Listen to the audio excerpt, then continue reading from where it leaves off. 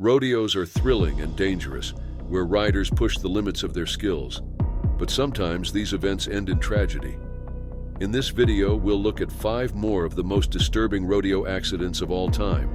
Real stories of riders who faced the ultimate danger.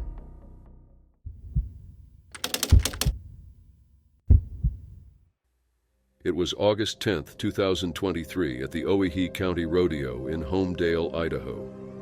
The crowd was buzzing with excitement as cowboys prepared to demonstrate their skills. Among them was 31-year-old Trenton Montero, a bareback rider from Winnemucca, Nevada. Trenton wasn't just any competitor. He was a 2019 Wrangler National Finals rodeo qualifier, admired for his cheerful spirit, strong faith, and deep love for the rodeo. But on this day, an unforeseen tragedy changed everything. Trenton had just completed a remarkable 79-point ride on a horse named Half Crow, putting him in second place, just half a point shy of first. As he dismounted, the horse stumbled and fell, trapping Trenton underneath its weight. The impact caused severe injuries, with Trenton's rigging pressed forcefully into his chest. Despite the trauma, Trenton managed to stand briefly but soon collapsed to one knee. This was a familiar sight to spectators, as he often knelt in prayer after a ride. But this time, it was clear something was seriously wrong. His close friend, Joe Harper, was the first to reach him. He tried to get up but stumbled again, Harper recalled. "I knew this wasn't just a rough landing." Joe helped Trenton out of the arena where emergency medical technicians began assessing him. Against their advice, Trenton insisted his wife Maria take him to the hospital. Maria, who had given birth to their son Noah just days earlier, drove Trenton to St. Alphonsus Trauma Center in Boise. By the time they arrived, his condition had worsened significantly. Doctors found multiple injuries, including fractures to his ribs, sternum, and pelvis, a collapsed lung, and damage to his spleen and pancreas. The most critical injury was to his aorta, requiring immediate surgery. Over the next 20 days, Trenton underwent 11 surgeries. Each one was grueling and complications continued to arise. Maria described the experience as overwhelming. "Every time the doctors came in, it was more bad news," she said. "They even told us they had no case studies for his injuries. It was that unique." Despite the grim outlook, Trenton fought hard, supported by an outpouring of prayers and messages from around the world. Over 850 letters arrived from countries like Australia, Canada, and Mexico, showcasing the profound impact Trenton had on the rodeo community. Unfortunately, the surgeries took a heavy toll. By August 30th, doctors informed Maria that Trenton's condition was beyond recovery. During a final procedure, they discovered extensive tissue damage that could not be repaired. That same day, family and friends gathered to say their goodbyes. At just 31 years old, Trenton passed away, leaving behind Maria and their 3-week-old son, Noah. The rodeo world was deeply shaken by his loss. Cowboys with a Mission, an organization close to Trenton, shared their grief. "We lost a great one today. Trenton was kind, joyful, and touched everyone he met." Tributes poured in for Maria and Noah. The Red Bluff Roundup community donated $2,500 to support them, while other rodeos created scholarships and awards in Trenton's honor. Close friends, including bareback rider Mason Clements, established the Trenton Montero Foundation to preserve his memory and assist young riders. Joe Harper, who had been with Trenton during the accident, wrote a heartfelt cowboy poem in his honor, which was later set to music by Joe's father. The tribute captured Trenton's spirit and the profound impact he had on those around him. The tragedy also sparked discussions about safety in rodeos. Professionals like Devin Dice highlighted the need for specialized rodeo sports medicine teams at events. While there are over 700 PRCA rodeos annually, only a small percentage have access to such resources. Trenton's loss motivated efforts to improve safety for future competitors. Trenton Montero was more than a cowboy. He was a devoted husband, father, and friend whose kindness and faith left an enduring legacy. His story continues to inspire and remind the rodeo community of the importance of safety, support, and resilience.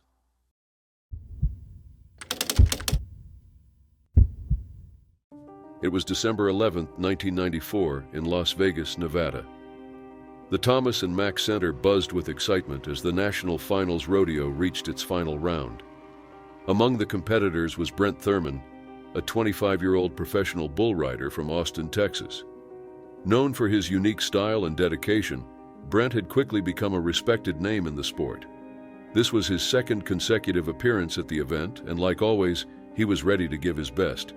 But what started as another thrilling ride turned into a heartbreaking moment that shook the bull riding world. Brent Cullen Thurman was born on March 3, 1969, in Austin, Texas, to Kay and Will Thurman. He grew up in Dripping Springs with his older brother, Brock, and from a young age, Brent's adventurous spirit was clear. By 8 years old, he was already riding bulls at a local arena in Austin. Although bull riding became his passion, Brent excelled in many sports. In high school, he played football, basketball, and track, even winning a city golf tournament. Yet, bull riding always drew him back.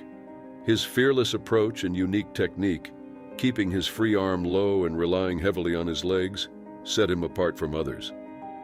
Brent turned professional in 1989, joining the Professional Rodeo Cowboys Association, or PRCA. Over time, he earned a reputation as a skilled and consistent rider. In 1993, he competed in his first National Finals Rodeo, finishing 5th overall. That same year, he became a founding member of the Professional Bull Riders, or PBR, a group aimed at raising bull riding's profile as a sport. In addition to competing, Brent gave back to his community. He volunteered at special rodeos for children with disabilities, helping them experience the joy of the sport. He also worked with special needs students at a middle school in Austin, assisting with reading and gardening projects. Known for his warm and friendly nature, Brent formed meaningful connections with everyone he met.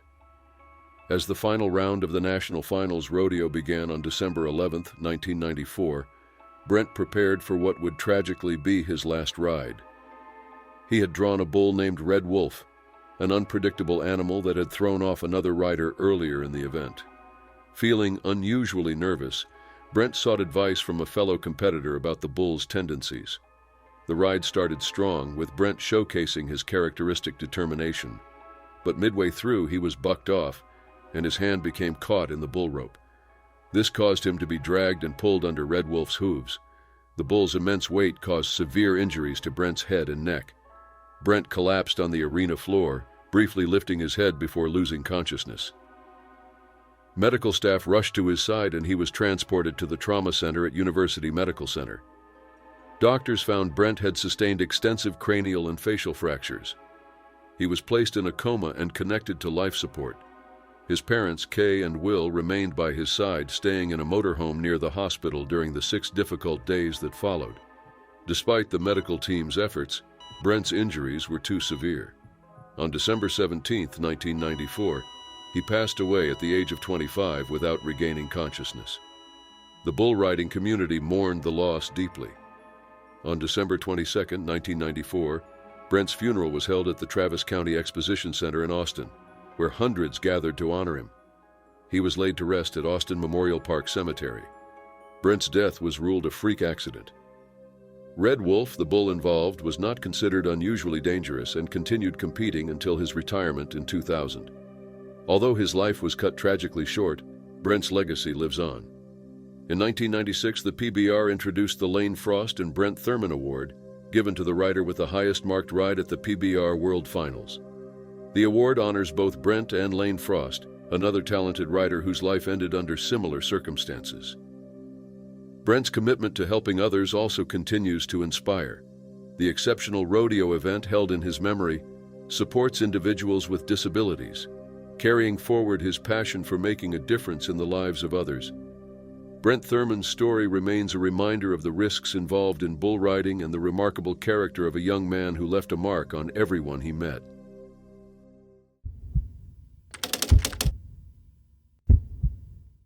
It was July 2, 2023, at the Chiniki Rodeo grounds on the Stoney Nakoda First Nation in Alberta, Canada.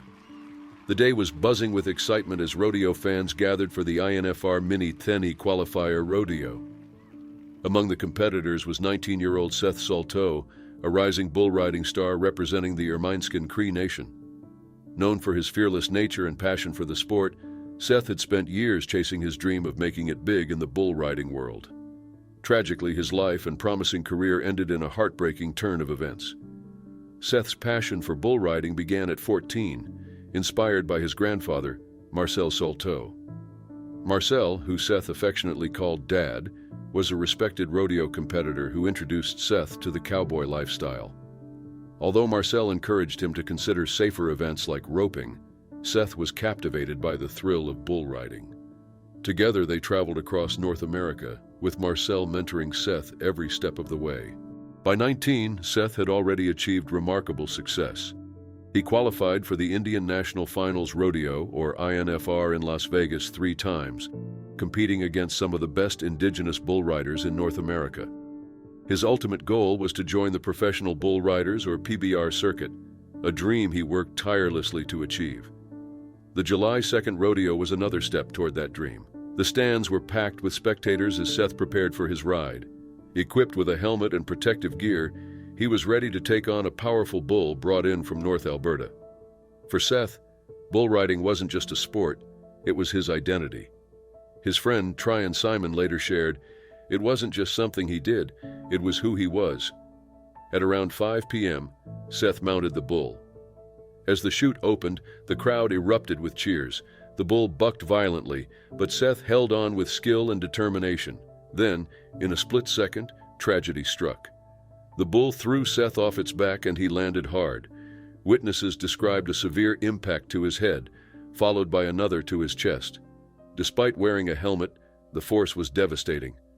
Amazingly, Seth managed to get up and walk a short distance before collapsing.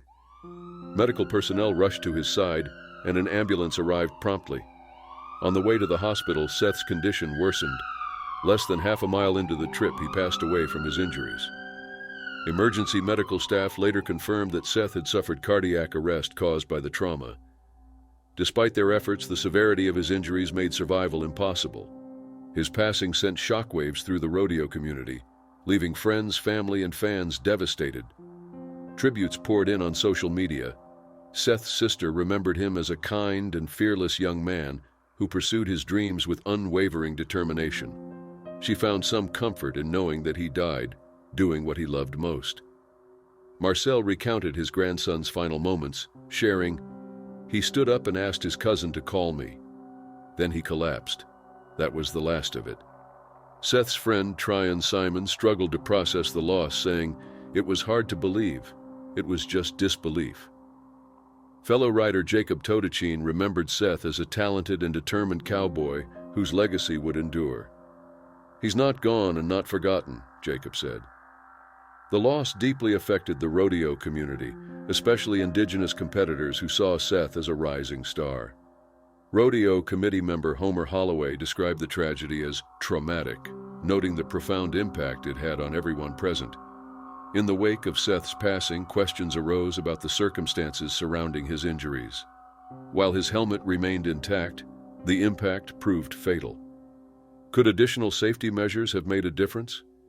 Should the standards for protective gear in bull riding be revisited? And what role, if any, did the bull's behavior play? These questions linger, adding to the grief of those mourning Seth. Plans are underway to honor Seth's memory in future rodeo events. Organizers and community members hope his story will serve as both a tribute to his courage and a reminder of the risks involved in this dangerous sport.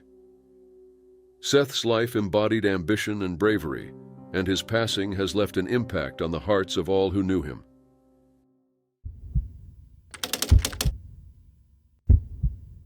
It was January 15, 2019, at the Denver Coliseum.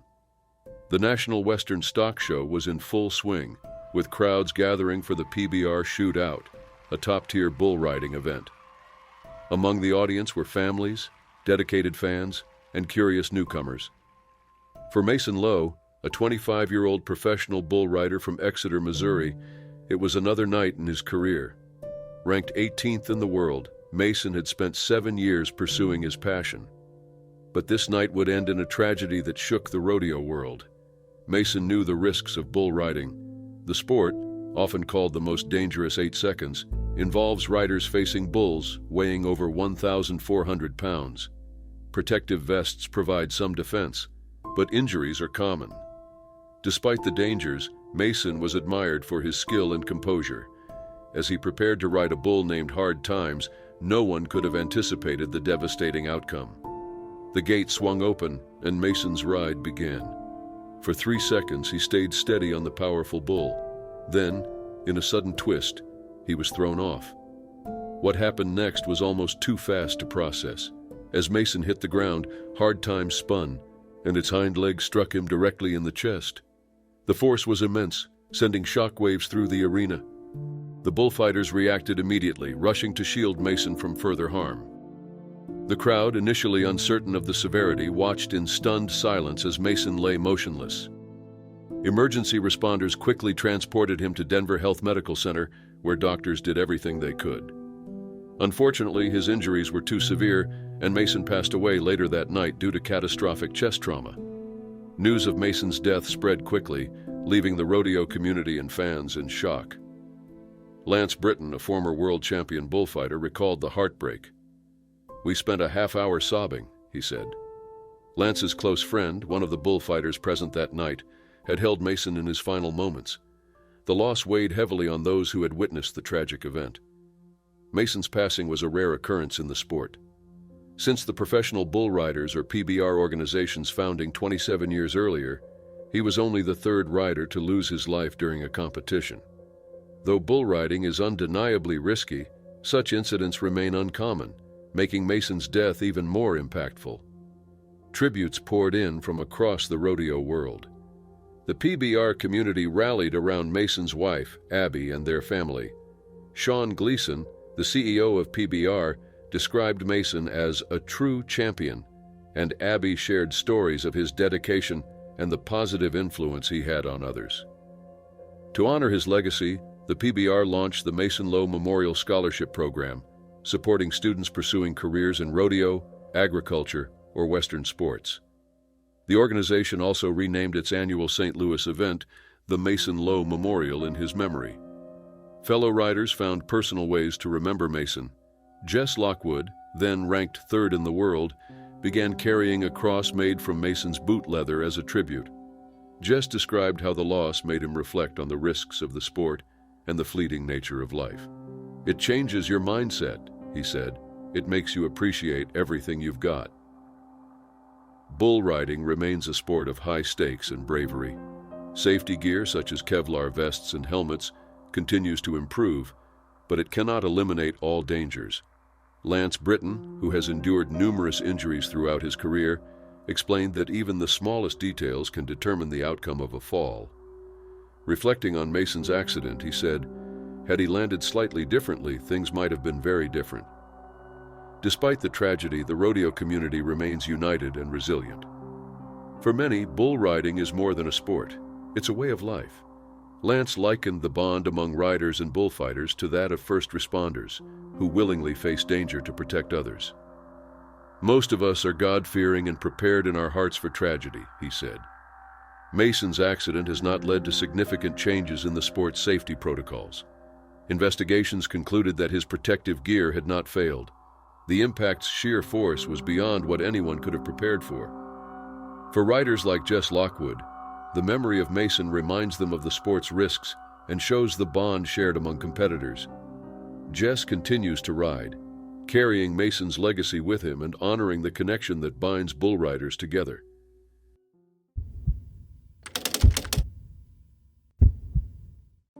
It was January 28, 2023, in King, North Carolina.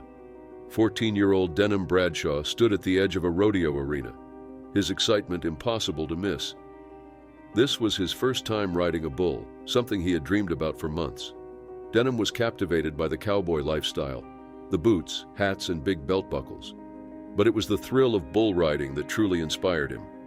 His family, including his mother, Shannon Bowman, watched from the stands.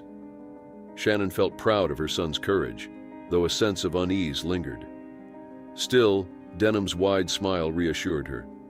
He had never seemed more alive.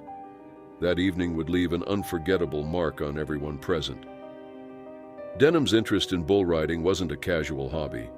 His family described how he had recently discovered the sport and quickly become passionate about it. In the weeks leading up to the event, he dedicated himself to preparation, his excitement contagious to those around him. Many of his loved ones attended the rodeo to cheer him on. The event was part of the Rafter K Rodeo Winter Series, a gathering that drew cowboys, families, and fans from across the area. The crowd's energy was electric, mirroring Denham's enthusiasm. When it was his turn, Denham climbed onto the bull with the help of rodeo staff, settling himself in the chute. Even before the gate opened, the bull beneath him appeared restless, shifting and bucking slightly. Witnesses later noted that it seemed unusually agitated. Despite this, Denham looked prepared and focused. The gate swung open, and Denham held tight as the bull charged out into the arena. The crowd erupted into cheers, but the excitement quickly turned to horror. The bull bucked violently, throwing Denham forward. Within moments, he hit the ground. Amid the chaos, the bull's hooves came down on Denham's chest. Spectators gasped as he lay motionless in the dirt. Emergency medical technicians stationed at the event rushed to his side, performing life-saving measures. Despite their efforts, it was clear his injuries were critical. Denham was taken to Atrium Health Wake Forest Baptist Hospital, where doctors worked tirelessly to save him. Tragically, he passed away later that night. Shannon Bowman shared her heartbreak on Facebook, writing, "Last night was the longest night of my life. My beautiful, handsome 14-year-old son went to be with the Lord. I've woken up to a nightmare that will never end." While grieving, she reflected on her son's happiness before the tragedy. "He was loving every second of it," she wrote. "I had never seen him as happy as he was last night." Rafter K Rodeo Company, the event organizers, expressed their condolences in a public statement, describing the rodeo community as a close-knit group. They thanked the first responders who acted quickly during the incident and shared their sorrow, stating, "Words cannot describe the pain felt by this loss." In the days following Denham's passing, his sister launched a GoFundMe campaign to help with funeral expenses. The page described Denham as a young man with a bright smile and a spark in his eyes, someone who could light up any room. The fundraiser raised over $20,000, showing the love and support of the community. Denham's passion for bull riding was undeniable. His family recalled how excited he had been to take part in the rodeo, embracing the culture and spirit of the sport. For him, it was more than an activity. It was something he deeply loved. On the night of January 28th, Denham's courage and enthusiasm were clear to everyone. Tragically, the sport that brought him so much joy also led to an unthinkable loss.